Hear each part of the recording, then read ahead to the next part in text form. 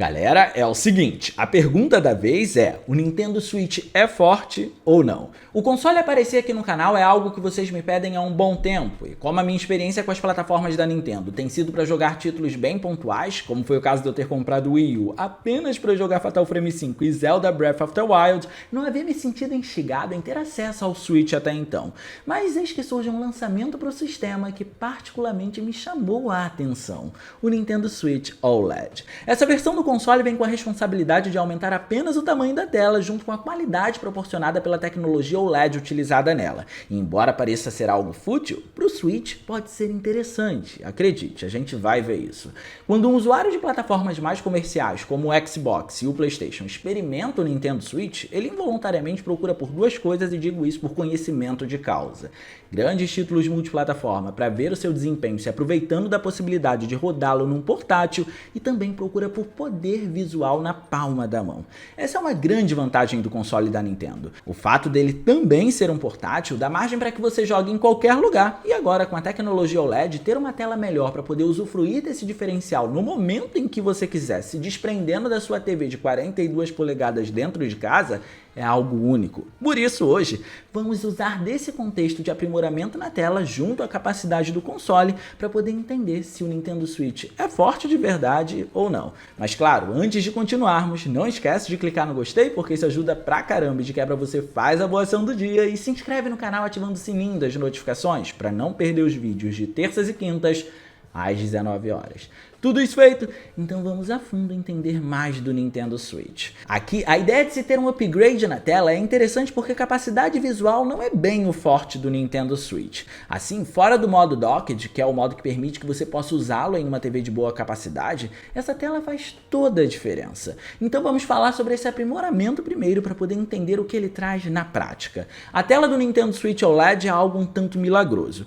Ela consegue apresentar uma capacidade maior que a dos outros modelos, mesmo não tendo a mesma capacidade de pixels por polegada que eles. Portanto, veja bem. Enquanto o Nintendo Switch Lite, que é o modelo que permite que você use apenas o modo portátil, tem uma tela de 5.5 polegadas, usando 267 pixels para cada polegada, e o Switch original com 6.2 polegadas, com a capacidade de 237 pixels para cada uma delas, o OLED vem com uma tela maior, de 7 polegadas, que usa 209 pixels por polegada. Uma situação um tanto estranha, não é mesmo? Já que é uma quantidade de pixels inferior que a dos outros modelos para uma tela maior. Mas não é isso que determina o potencial do display do console. Mas vale dizer que qualquer modelo de Nintendo Switch tem uma tela que tem a mesma capacidade de 720p em sua resolução. Só que a tecnologia OLED, que proporciona mais fidelidade em cores, utilizando pixels que se auto-iluminam, acaba gerando uma imagem muito mais vibrante e um preto mais fidedigno. Como esses pixels se auto-iluminam, eles podem se desligar por completo para poder representar a cor preta, uma das principais cores por ajudar no contraste, por exemplo, o que não acontece com as outras telas. E por falar nelas, vale dizer que os outros modelos do Switch usam um painel de LCD com a tecnologia IPS, mas vai uma curiosidade aqui.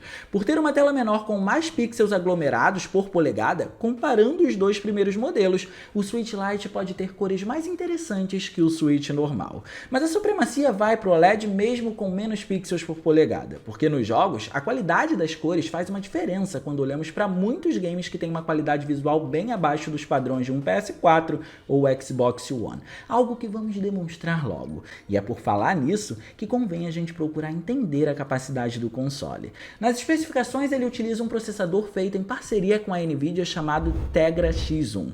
Nas descrições desse processador encontramos uma definição que sugere que ele é uma peça de hardware capaz de carregar um grande número de detalhes visuais. Porém, por outro lado, também é muito comum encontrarmos comparações entre ele e processadores de celular. Então, como considerar esse tipo de cenário em casos como o meu e o de muita gente que está habituada a consoles de mesa mais fortes? Bem, não parando por aí para poder tentar responder essa pergunta, pesquisando a fundo, descobri que houve uma atualização para esse processador chamada de Tegra X1 Plus, mas a diferença não é gritante. Essa atualização aconteceu de maneira sorrateira porque ela só faz diferença na eficiência do console. Os modelos de antes de agosto de 2019 possuem o processador tradicional e os modelos após agosto de 2019 têm a versão mais recente. A distinção por se concentrar na eficiência de cada modelo traz a versão antiga com 16 nanômetros e a versão mais nova com 20. E na prática, o que isso faz? Em resumo, o modelo mais antigo foi projetado para durar de 2 horas e meia até 6 horas, e o modelo mais novo foi feito pensando em durar de 4 horas e meia até 9 horas, o que é um avanço significativo principalmente para quem faz longas viagens ou usa bastante o console na rua. Já quanto ao poder de vídeo, que é a nossa parte preferida, para dar vida aos gráficos temos um potencial de 400 gigaflops. E bem, comparativamente com o PS3, por exemplo, só a parte de vídeo da plataforma da Sony tem 192 gigaflops com o chip Reality Synthesizer.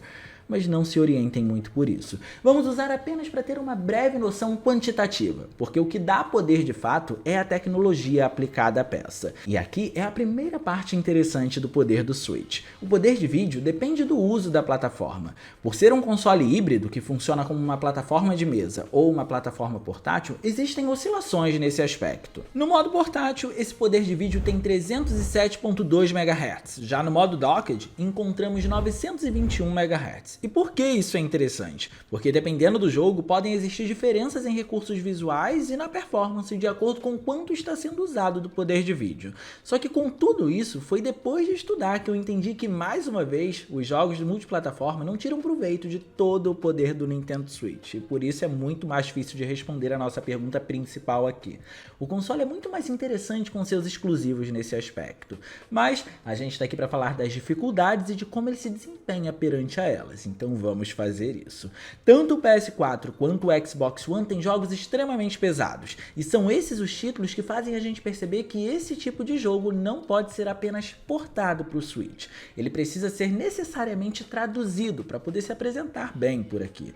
Nos jogos de PC existe sempre a possibilidade de você reduzir as opções gráficas para poder traduzir aquele jogo para o padrão de hardware que você tem. E como existem inúmeras combinações de peças para você montar o seu PC, os desenvolvedores costumam oferecer diversas customizações para você montar a sua própria combinação de recursos visuais também que se adeque ao que você tem. Então, se você tem um PC fraco, o ideal é que você coloque as configurações no mínimo. E isso vale para as sombras, texturas e até a resolução. O Nintendo Switch faz exatamente isso com esses jogos multiplataforma, mas ele tem uma vantagem. Os títulos só precisam ser otimizados para uma única combinação de hardware, o que faz com que a otimização em si, do lado do time de desenvolvimento, claro, seja mais eficaz. E como sempre comentamos, nessas plataformas mais fracas, como o Switch ou o próprio Xbox Series S, que é pauta do canal sempre por aqui, é obrigatório ter interesse em fazer um bom trabalho de otimização para que a gente tenha um bom resultado na hora de jogar. E aqui vemos isso com altos e baixos. The Witcher 3, por exemplo, foi um jogo que foi traduzido de maneira eficaz para a plataforma, e diria que o display OLED favorece todo o lado positivo existente. O game reduz detalhes geométricos, definição de textura e, de forma bastante visível, a densidade e os detalhes da vegetação. Para garantir mais segurança na performance, porque acredite, ele vai precisar, temos uma resolução bem baixa também. No modo portátil, há uma contagem de 810 por 456 pixels que pode oscilar para o padrão da tela do console de 720p. E no modo docked, considerando que existe mais poder agora, ele é ainda mais tímido, curiosamente, rodando com foco de 720p, mas oscilando para menos do que isso, que é a casa dos 540p quando necessário. Lembrando que o console nesse modo pode chegar até 1080p com seu display, mas The Witcher 3 abre mão disso mesmo que o seu poder de vídeo esteja sendo executado no máximo quando ele está no modo docked.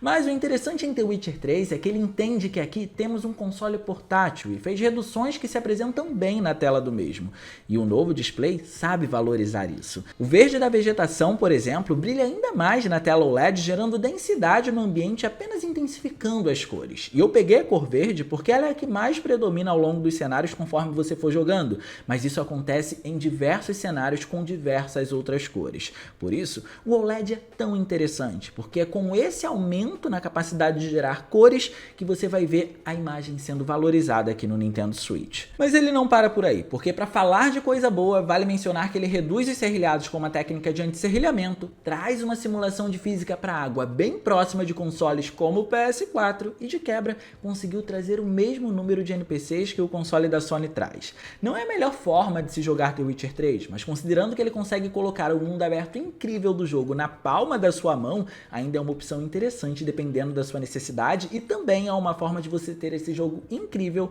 no modo portátil em qualquer lugar que você quiser, sendo valorizado agora pela tecnologia OLED. Então eu acho que é interessante caso você tenha a oportunidade de ver. Algo parecido também aconteceu com o Mortal Kombat 11. Nesse, o Switch opera no modo portátil com 480p que podem ser reduzidos para 384p e no modo docked em 720p que pode ser reduzido para 540p. E sobre essas reduções, temos um fato curioso que já aconteceu em outros títulos. Elas acontecem quando temos um close nos personagens. Esse mesmo evento aconteceu com a versão de Street Fighter 4 para o PlayStation 3, que para manter a performance em 60 quadros por segundo também usa resolução dinâmica nesses casos. Curiosamente, ambos rodam com a Unreal Engine. Mas Mortal Kombat faz um bom trabalho, uma tradução tão digna quanto a de um de seus antecessores do PlayStation 3 pro PS Vita. Os modelos e texturas seguem o mesmo padrão de The Witcher 3, eles são reduzidos, efeitos como sombra também seguem esse ritmo e recursos volumétricos quase não são visíveis. Mas ainda assim, a modelagem dos personagens, apesar de prejudicada pela baixa resolução em detalhes como o cabelo, que é o tipo de detalhe bem fino e que tem um certo grau de transparência e por isso oferece dificuldade para uma resolução pequena, ainda é bem competente considerando uma comparação de contagem poligonal com as versões de PS4 e Xbox One. Em outras palavras, os contornos são bem próximos entre os consoles, apesar dos detalhes não serem. Só que ele espanta mesmo é pela incrível capacidade de se manter nos 60 quadros por segundo, um feito e tanto para um console como o Nintendo Switch usando a Unreal Engine 4. Infelizmente, isso não aconteceu com Ark Survival Evolved, pelo menos não inicialmente.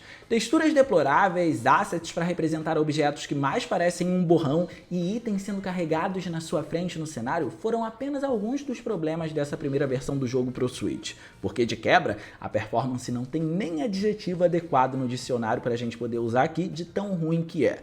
Por sorte, para quem gosta desse tipo de jogo, ele recebeu um update digno que retrabalhou o game por completo pro Nintendo Switch com uma base nova, que é a mesma utilizada pelo Xbox One e apenas traduziu para a plataforma e corrigiu tudo isso. Ou seja, temos uma versão completamente nova quando comparamos com o que foi lançado inicialmente. Saímos do 240p da primeira versão no modo portátil para chegarmos a um resultado próximo dos 720p. Então existe uma discrepância na diferença.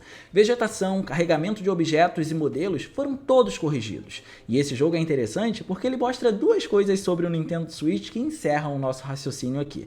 A primeira é que a otimização é importante independentemente da plataforma.